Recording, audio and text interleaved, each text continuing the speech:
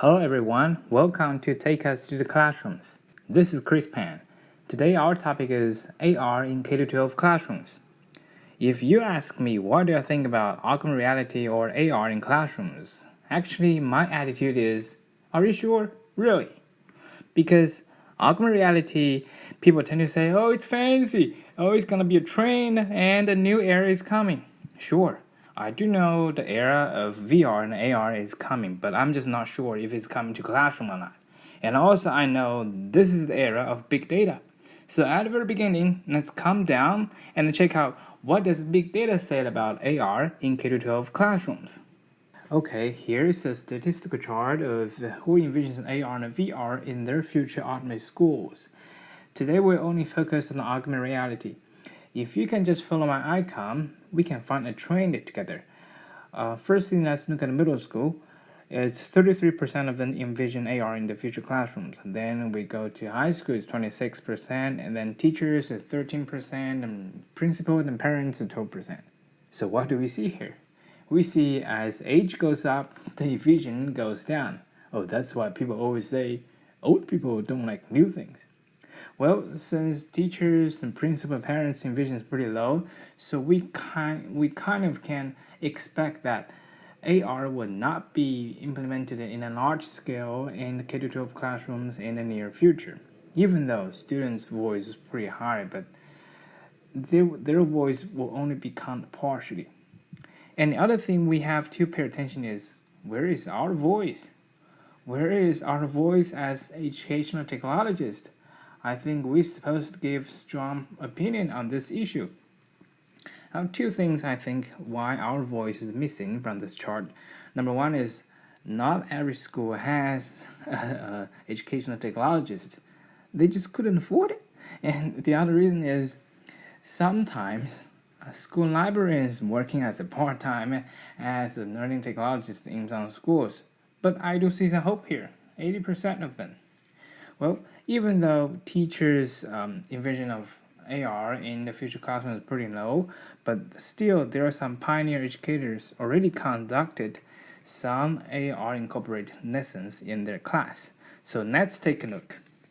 Here's an empirical study talking about how AR was incorporated into K-12 classrooms. For example, this research was used the geological-based AR so that students can bring their mobile device, go different places, and take pictures in an outdoor area. And another research is talking about how to use AR combined with video and audio so that to provide students a multimedia learning environment. And also AR was incorporated with some simulation so that students can interacting with the simulation by following their own thinking process. And also AR can create some scenarios to let students handle some real life issues. Or AR was involved in educational games so that students can learn while playing the games. And AR can be cooperated with STEM projects so that they can solve some real issues. So you probably already noticed when I'm talking about these articles, I showed those theories on the right side. Why do I do that? So whenever I think about a new technology about to be applied in the classroom, I tended to tweak about what's the pedagogy behind. And when I talk about pedagogy here, I actually mean framework. Okay, so let's look at this framework on the right side one more time. Do you see something new here? Well, not really. They were old friends. So in this case, what's new brought by AR? Like what we discussed in the class, that we're in a period of time that shifting from teacher-centered pedagogy to student-centered pedagogy. And AR can actually play an important role in supporting this shifting. And one of the main framework that back up this AR's role in supporting the shifting is learning by design or learning by doing. And actually, there is some recent research talking about how to use this framework to design an AR incorporated activity in the classrooms. But even though this combination of the framework and AR is pretty new, but this framework itself, it's not new at all. It's been here for thousands of years. I mean, hundreds of years.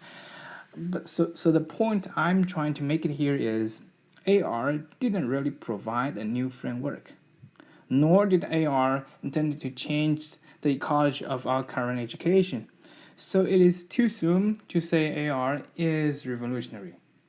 But again, it is just my perspective. And the other thing is, even though AR didn't bring something new or didn't create a new framework, that doesn't necessarily disqualify AR's role in the current K-12 classrooms.